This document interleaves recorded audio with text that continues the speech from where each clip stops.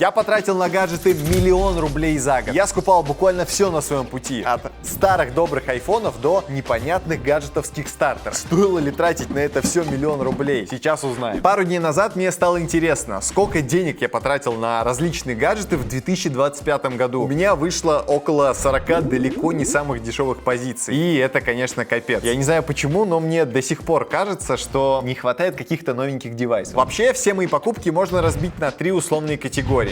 Это гаджеты с Kickstarter. Об одном из них я вам сегодня расскажу. Это гаджеты, которые я продал по тем или иным причинам. И гаджеты, которые у меня есть по сей день. Обязательно досмотри это видео до конца. Возможно, ты так же, как и я, найдешь здесь гаджет мечты. А пока расскажи в комментариях о своей самой лучшей технопокупке. На лучшие из них я потрачу свои деньги и запишу вторую часть. Начну с того, чем я пользуюсь каждый день. Это, конечно же, iPhone. А именно Air. У меня уже вышел большой обзор на него. Если не смотрел, обязательно глянь. Взял я его на старте продаж за 94 000 рублей на замену своего 16 Pro. И это буквально глоток свежего воздуха. Особых претензий у меня к этому телефону нет. Зарядку держит хорошо, он офигенно тонкий и легкий. И у него очень удобная диагональ. В общем, очень понравился мне этот телефон. Я его однозначно рекомендую. Кстати, сразу в копилку можно добавить оригинальные аксессуары, которые я покупал к этому айфону. Это Clear Case, бампер, Battery Pack и стрэп. И их все я продал. Как казалось, оригинальные аксессуары мне не по душе. Поэтому жду, когда из США доедет ультратонкая питака за 50 баксов. А это на моем лице новые умные очки Ray-Ban Meta Gen 2. Второе поколение моих самых любимых очков. Про первое мы снимали большой обзор на канале, можете посмотреть. Конкретно это лимитированная серия за 80 000 рублей. У нее вот такой вот прозрачный дизайн. Помимо них я заказал себе еще Meta Oakley One Guard. Это спортивная серия за 60 000 рублей. И Ray-Ban Meta Display за 150 000 рублей. Про все эти новинки я буквально на днях начну снимать большой обзор. Еще у меня были умные очки Even Reality со встроенным дисплеем за 90 000 рублей. Обзор на канале. Но в них нет ни динамиков, ни камеры, поэтому я их продал. Что происходит? А вот еще одна покупка, с которой я невероятно кайфую. MacBook Air 15 дюймов, 512 гигов на чипе M4. Покупал я его в первую неделю продаж на американском eBay. Это помогло мне сэкономить около $150. Правда, пришлось ждать около месяца и разбираться с таможней. Короче, суммарно он мне вышел в 100 000 рублей. Во-первых, я дико кайфанул от диагонали. Ноут тонкий, но экран при этом большой. А во-вторых, меня поразило, как шустро он работает. До этого ноутбука у меня был MacBook Pro 2017 года. И это, конечно, небо и земля. Возможно, меня бы устроил любой M-процессор. Но я все же считаю, если ты покупаешь себе устройство, которым будешь пользоваться ближайшие несколько лет, пусть это будет самое актуальное устройство. И, кстати, еще момент. Покупайте маки только в цвете Silver. Так как коски на нем будут практически незаметными, так как сам корпус MacBook остается непокрашенным. Я люблю кататься на велике, и этим летом я купил себе новый велосипед. Китайский карбоновый Twitter Gravel V3 за 100 000 рублей. И, конечно же, обязательно нужно помнить о безопасности. Поэтому я купил себе вот такой вот умный шлем от компании Lumos за 20 000 рублей. И на самом деле в нем есть все. Технология защиты MIPS, фонари, поворотники и даже вот такой вот прикольный визор. Но покатавшись с ним неделю, я понял, что для меня он слишком тяжелый. Поэтому купил себе новый умный шлем от компании Unit One. Он полегче. Здесь есть тоже технология MIPS, как вы видите, фонари. Но ко всему к этому тут есть датчик столкновения. А это на самом деле очень важно.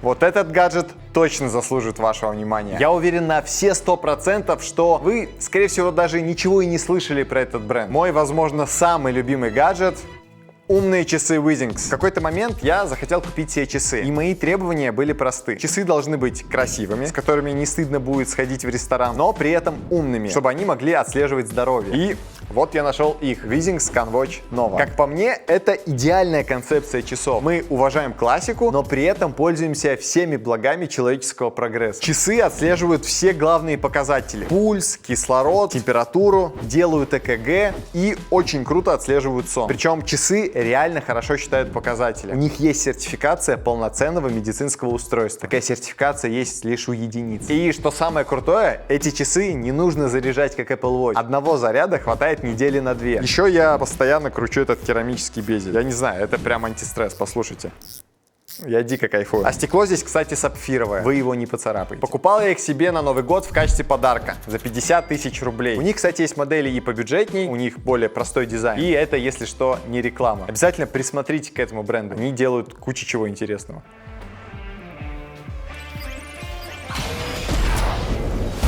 В начале года купил себе проектор XGIMI Mogo 3 Pro за 60 тысяч рублей. И поначалу он меня устраивал абсолютно во всем. Мощный, компактный, операционка Google TV. Но как раз таки эта операционка его и погубила. Со временем он стал очень сильно лагать. И пользоваться им стало совсем не в кайф. Если раньше я смотрел и фильмы, и сериалы, то теперь я иногда подрубаю футбольные трансляции. И еще реже играю на нем через HDMI в плойку. Жаль этого добряка, а мне он нравился. А у этого гаджета я являюсь полноценным инвестором, ведь купил я его на Kickstarter. Это такая платформа, где вы можете проинвестировать в развитие самых разных стартапов. Взамен вы получаете хорошую скидку на конечный продукт. Именно так, с 50% скидкой, я и купил этот просто сумасшедший хаб для Mac Mini. Что забавно, когда я покупал себе этот хаб для Mac Mini, у меня не было Mac Mini, но он оказался таким прикольным, что я пошел на Авито и купил себе миник за 50 тысяч рублей. На самом деле, вживую он выглядит намного круче, чем на фотографиях. В общем, в чем суть? Мы берем наш Mac Mini и засовываем его в этот хаб. Теперь мы подключаем питание к Mac'у и с помощью Type-C кабеля коннектим хаб и Mac. Ну и давайте теперь попробуем это все дело включить. Вот единственное, в Mac'ах неудобно, они эту кнопку придумали. Мы получаем, по сути, полноценный ретро-Mac. Пока оно все включается, я хочу подключить свою ретро-периферию. Вот, запустился. Hello. Вот такой вот ретро-сетап у нас получился. Это великолепно. Мне дико нравится. Я уже не жалею, что потратил на это 60 тысяч рублей. В теории я даже могу сейчас поиграть на нем в Киберпанк. Но, конечно же, заниматься этим не нужно. Вы же не мазохисты. Его надо использовать вкупе с вашим основным монитором, ведь все-таки это хаб. Здесь есть много разных портов. Можно даже засунуть microSD карточку. Что говорить, сюда можно даже вкорячить SSD на 8 терабайт. Это же вообще великолепно. То есть ставите рядом со своим монитором основным, на котором вы работаете, выводите на него заставку, какой-нибудь видосик и просто кайфуете. Мне кажется, это must-have подарок для тех, у кого есть Mac Mini. Конечно же, в 2025 году я не смог обойтись без своего любимого блока питания Sharge Retro 67 Charger. Отмечу сразу, это не реклама, хотя блогерам любят их засылать. В моем понимании, это идеальный блок питания. В нем есть все, что нужно. Во-первых, дизайн в стиле ретро-мака. Тут даже не нужно быть фанатом, чтобы оценить это. Во-вторых, тут прикольный экран, который в реальном времени отображает потребляемую мощность. И в некоторых случаях это прям выручает. Да и в целом крутизны передает. А в-третьих, тут 3 порта Type-C, без ненужного порта USB Type-A. Вы удивитесь, но на самом деле не так-то легко найти GAN-зарядку с 3 портами Type-C. И, как я уже сказал, он сделан по стандарту GAN. Он компактный и при этом мощный, 67 Вт. И этого идеально хватает, чтобы зарядить мой MacBook. Вот этот здоровый блок питания больше не нужен. Еще я купил вот такой блок питания, тоже Sharge, и его фишка в выдвижном кабеле. Я поставил его себе в туалет, и это очень удобно. Ты садишься на унитаз делать свои дела, открываешь рилсики, вытаскиваешь кабель, подключаешь к айфону, и все, ты пропадаешь на час, а то и на 2. Блин, может мне наоборот убрать его из туалета? И вот она, моя лучшая покупка в этом году. Честно говоря, теперь я даже не представляю своей жизни без него. Готовы?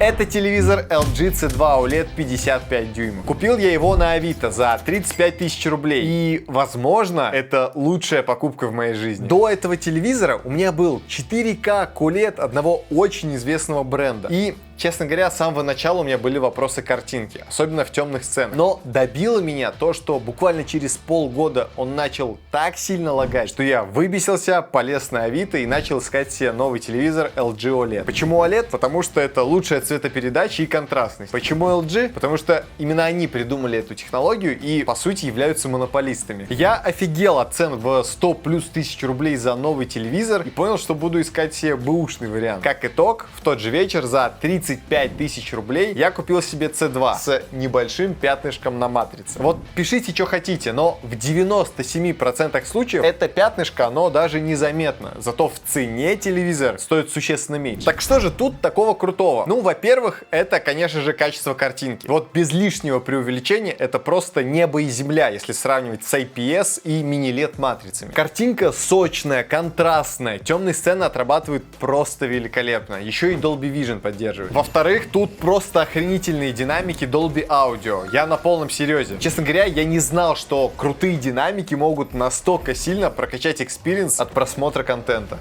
Вау. Чтобы вы понимали, когда я хочу послушать музыку у себя дома в максимально возможном качестве, я делаю это через телевизор, а не через свою Яндекс-станцию, потому что звук здесь лучше в разы. В-третьих, он не лагает вообще. Представляете, оказывается, телевизоры не всегда бывают лагучими. Я вот об этом узнал только недавно и не могу нарадоваться этому. Еще мне дико зашел пульт Magic Remote. Это реально очень удобно. Тут даже одной кнопкой можно вызвать Алису и попросить включить песню. Включи песню «Построю домик в Майнкрафте».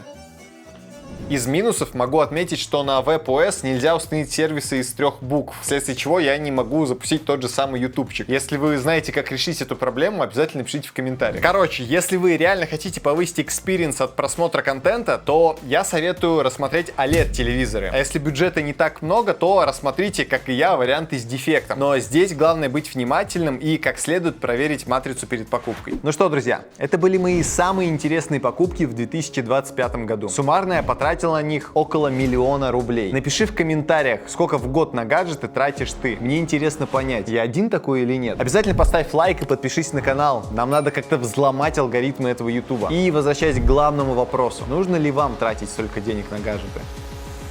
Решайте сами.